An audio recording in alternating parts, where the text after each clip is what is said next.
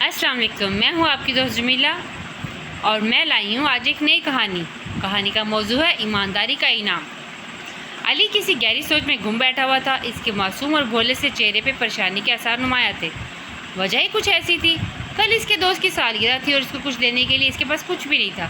اس کے ابو مزدوری کیا کرتے تھے، لیکن وہ بھی پچھلے چند روز سے یہ کام پہ بیماری کی وجہ سے نہیں جا رہے تھے، اور آج ہی تو اس کے امی نے پڑوسن سے ادھار پیسے لے کے اس کے ابو کی دوائی خریدی تھی۔ ایسے حالات میں وہ بھلا اپنے دوست کو تحفہ کہاں سے دیتا؟ اچانک اسے خیال آیا اور خوشی سے اس کے چہرے کی رونقیں لوٹ آئی۔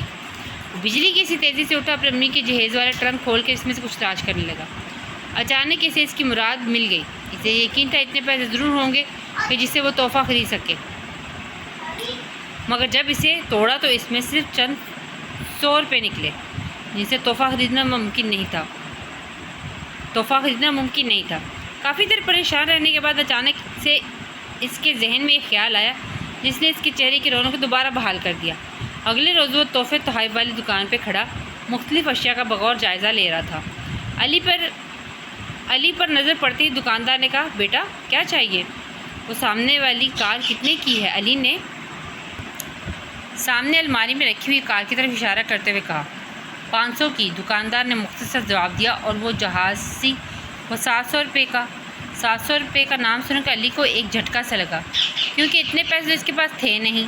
اچانک اس کی نظر اپنے بائیں ہاتھ کے بالکل قریب ایک انتہائی قیمتی کشتی پر پڑی، جسے دیکھتے اس نے اسے چرانے کا فیصلہ کر لیا۔ اچھا، وہ تصویر والی ذرا تو دکھائیے گا۔ اس سے پہلے کہ دکاندار تصویر لے کر اس کے پاس آتا، اس نے وہ کشتی اٹھا کر اپنے ہاتھ میں پکڑے لفافے میں ڈال دی۔ جب دکاندار تصویر لے کر آیا تو اس نے ناپسندگی کا بہانہ بنا کر تصویر واپس کر دی۔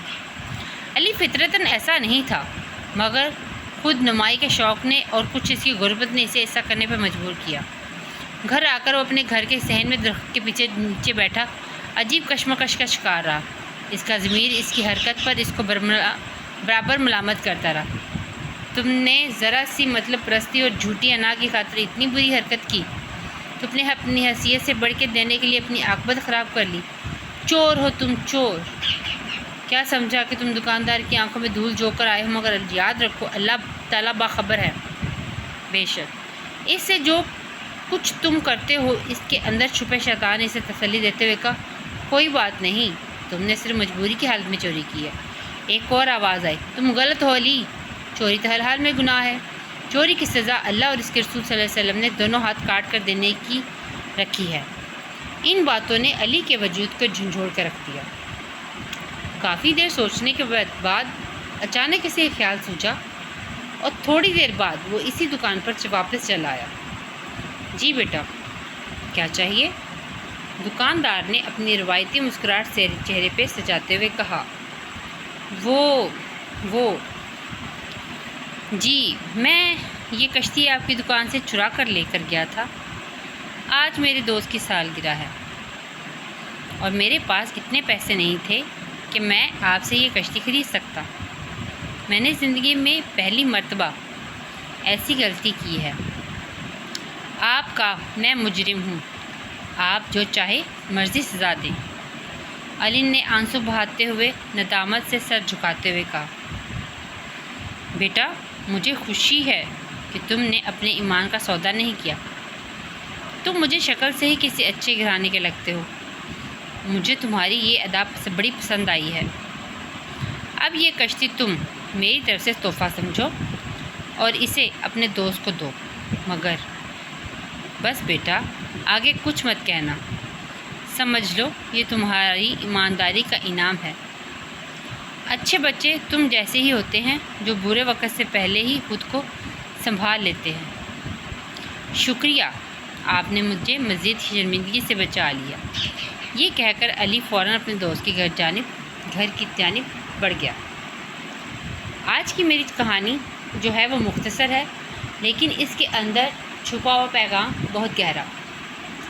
اگر یہ دکاندار اس لڑکے کو بچے کو پکڑ کے کوئی سزا دے دیتا تو نیکسٹ ٹائم یہ پوری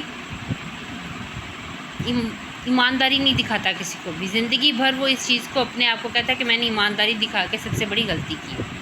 اگر ہم جھوٹ اور چوری اسی وقت ہی بتا دیں کہ میں نے یہ جھوٹ بولا ہے یا میں نے یہ چوری کی ہے، تو یقین جانے اگلا بندہ خوش ہو جاتا ہے اور اس کو سزا نہیں دیتا، اور نہ ہی اگر ہمارے ساتھ ایسا کوئی واقعہ پیش آئے اور ہمیں کوئی ایسا کہے تو نہ ہی ہمیں دینی چاہیے۔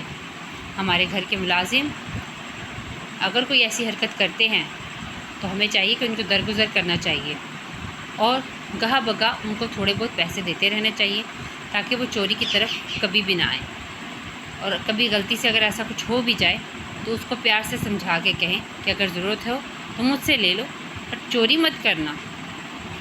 اس سے وہ ڈر بھی جاتے ہیں اور وہ مزید کبھی کوئی غلطی کرنے کی کوشش بھی نہیں کرتے۔ اگر آپ کو میری کہانی کا پیغام سمجھ میں آ جائے تو کمنٹ میں ضرور کچھ اچھا سا لکھ دیجیے گا۔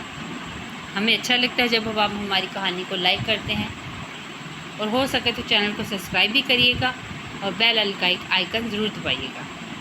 ملتے ہیں نئی کہانی کے ساتھ، تب تک اللہ حافظ، اپنا خیال رکھیے گا۔